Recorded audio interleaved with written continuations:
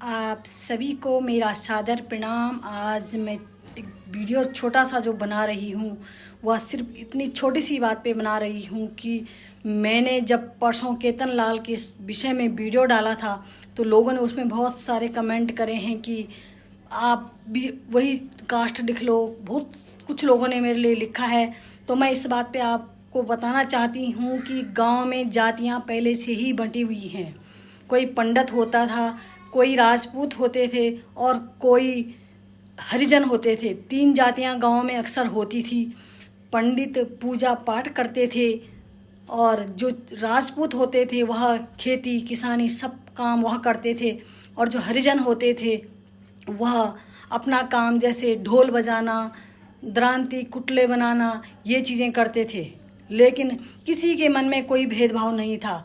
हरिजन जब ब्राह्मण के घर जाता था तो नीचे बैठ के खाना खाता था, अपने बर्तन खुद धोता था, ठीक है, अपनी थाली खुद धोता था। लेकिन हृदय से इतना प्रेम होता था एक दूसरे का कि न ब्राह्मण समझता था कि ये हरिजन है, न हरिजन समझता था कि ब्राह्मण है, लेकिन दोनों एक दूसरे का सम्मान करते थे।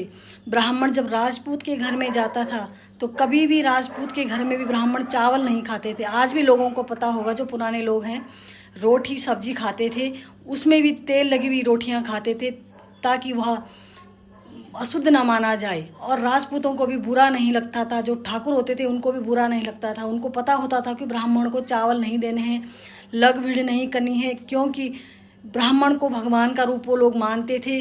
उनके पंडित होते थे तो उनका बहुत सम्मान करते थे। कभी भी उनको गलत चीज़ें नहीं खिलाते थे, डरते थे कि भगवान हमें सब देख रहा है।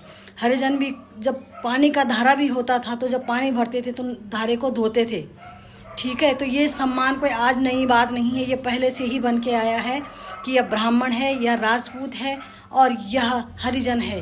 तीन जातियां गाँव में पहले से ही बन के आई हैं। तो इन जातियों में आप लोग भेदभाव न फैलाएं।